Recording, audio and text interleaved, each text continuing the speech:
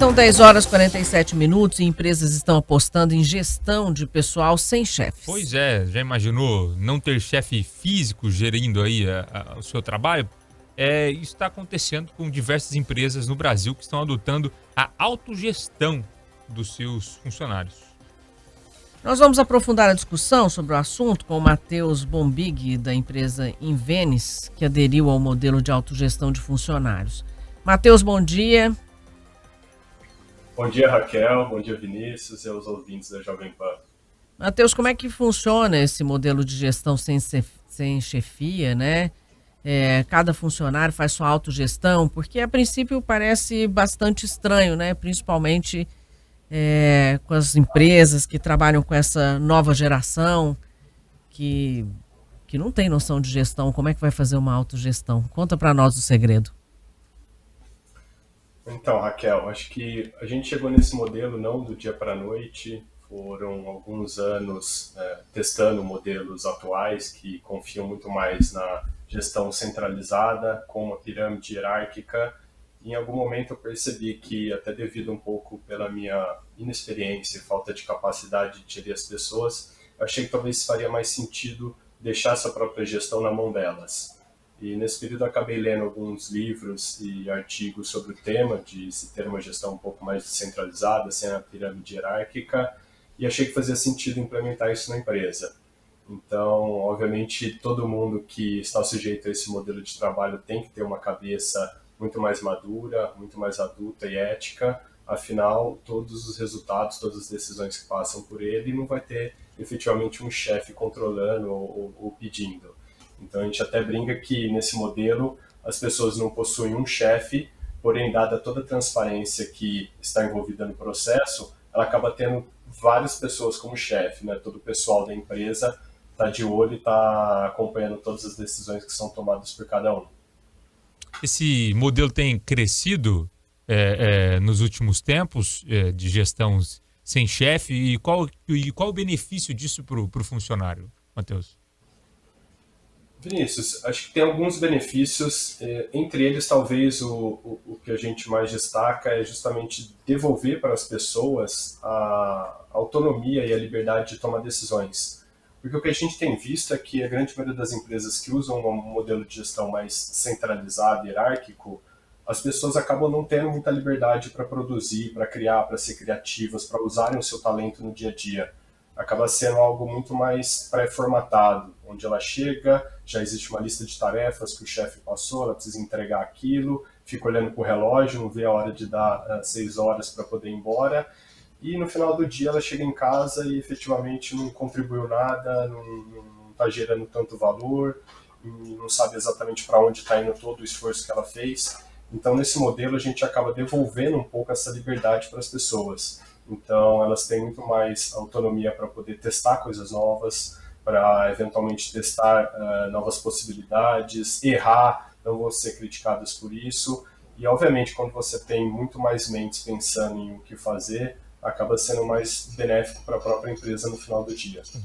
Vou fazer mais uma pergunta, até pegando o gancho, mas esse modelo funcionaria de repente por produção? Porque assim, você não tem um chefe, mas você tem ali um objetivo, de repente você vai ganhar mais produzindo mais, algo nesse sentido, porque para tentar realmente gerar ali como é que eu posso dizer, uma vontade na pessoa de trabalhar, porque o que a gente vê no mercado hoje em dia não é muito isso, assim, a pessoa vai, libera lá, é só chegar, faz o que você achar que deve produzir no dia e tá tudo bem. Como é que funciona daí realmente os indicadores, o impulsionamento, né? Como é que dessas você acompanha pessoas? isso? Exatamente. Hoje as empresas trabalham com governança, com indicadores, né?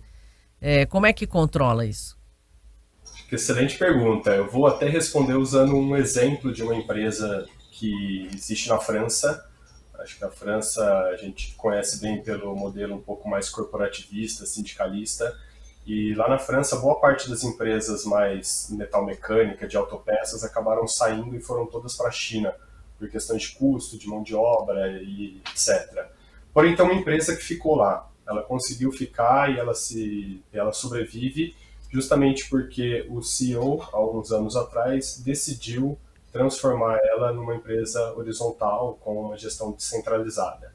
Ela é uma empresa tradicional de autopeças que vende para montadoras, e ao invés de ter aquela pirâmide hierárquica tradicional, de ter o chefe de engenharia, o chefe de turno, o chefe da máquina, etc., o CEO resolveu dividir por mini fábricas.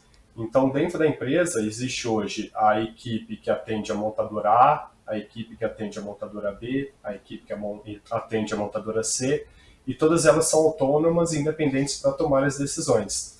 Então, imagina que tem um vendedor de cada um desses times que vai lá na montadora tirar o pedido das peças que eles precisam, a quantidade, o prazo de entrega, traz esse pedido para dentro da equipe e a própria equipe interna identifica quais serão as necessidades de produção, se eles vão conseguir produzir todas as peças, a que custo, eles vão ter que trabalhar mais, vão ter que trabalhar no final de semana para entregar, qual vai ser a condição de qualidade que eles vão fazer para entregar, e eles mesmos tomam essa decisão de produzir para entregar para a fábrica.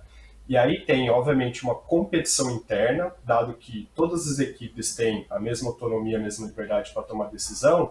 Então, por que a equipe da montadora B está fazendo um resultado melhor do que a equipe da montadora A, que sou eu, sendo que eu tinha as mesmas condições que eles? E a outra coisa também é uma motivação de mercado. Então, dado que hoje eles trabalham numa empresa de autopeças, onde eles têm liberdade e autonomia para tomar decisão, é uma empresa que funciona na França, não foi para a China ainda. Então, o objetivo de todo mundo lá dentro é tomar as melhores decisões para que a empresa continue funcionando nesses modelos, que eles continuem trabalhando lá, porque a última coisa que eles querem é efetivamente ir para o mercado de trabalho tradicional de uma empresa de autopeças, onde existe toda aquela hierarquia burocrática e tradicional. E essa empresa, com essas tomadas de decisões individuais das pessoas, elas têm resultados expressivos, elas pagam, às vezes, 13º, 14º, 15º, porque no final compete aos próprios funcionários ali entenderem que, usando a potencial de cabeça de dono deles, de efetivamente fazer um bom produto, entregar no prazo, com qualidade, tomando sempre as decisões. E por fim, pelo que você está falando aí, o segredo todo estaria na própria seleção e ter uma equipe de uma performance diferenciada. Ela não pode ser uma equipe qualquer. Porque se você ganha em liberdade, em criatividade e até em resultados, é uma equipe totalmente comprometida e com outro nível aí de entendimento desse processo, né? Você acha que esse modelo pode ser implantado em qualquer tipo de empresa? Porque quando você foi falando, eu fiquei imaginando aqui que, até no jornalismo, né? A gente tem uma codependência entre o repórter, o editor de imagem, editor de texto, quem vai colocar a matéria no ar. Então, você depende do que o outro faz para você seguir, né? Você acha que ela permite qualquer empresa? Raquel, a gente tem exemplos de várias empresas, de vários portes, de diferentes indústrias no mundo inteiro operando. Então, tem desde empresas pequenas de tecnologia, tem empresas grandes no mercado tradicional. Então, sim, é possível aplicar em grande parte das empresas. Acho que tudo depende, obviamente, do contexto em que ela está inserida, como funcionam os incentivos lá dentro, algumas mudanças vão ter que ser feitas. E, obviamente, também assim, existem vários rituais e processos dentro de uma empresa que podem ser descentralizados. E uma empresa não necessariamente precisa começar com todos os rituais, todos os processos de todas as áreas. Ela pode começar com um processo específico dentro de uma área e, conforme isso for dando certo, ela consegue extrapolar isso para as demais áreas da empresa. E quando você fala em equipe, sem dúvida, a grande maioria dessas empresas que operam nesse modelo, em algum momento, dado o tamanho que se chega, ela acaba meio que se segregando em pequenas equipes. Então, acho que até usando o gancho do jornalismo, que tem essa interdependência, ele poderia ser usado justamente para formar uma equipe multidisciplinar, onde tem um editor, o repórter, o âncora, etc. E cada um desse time, né, efetivamente é responsável por uma pauta ou um tema, etc.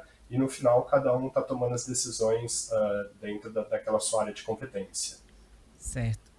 Matheus, obrigada por trazer essa novidade para nós aqui, a gente poder discutir um pouco esse assunto, porque o mundo está mudando, são novas formas de gestão, né? Sim. Eu acho que tem que ver o que os outros estão fazendo, o que tem dado certo, enfim.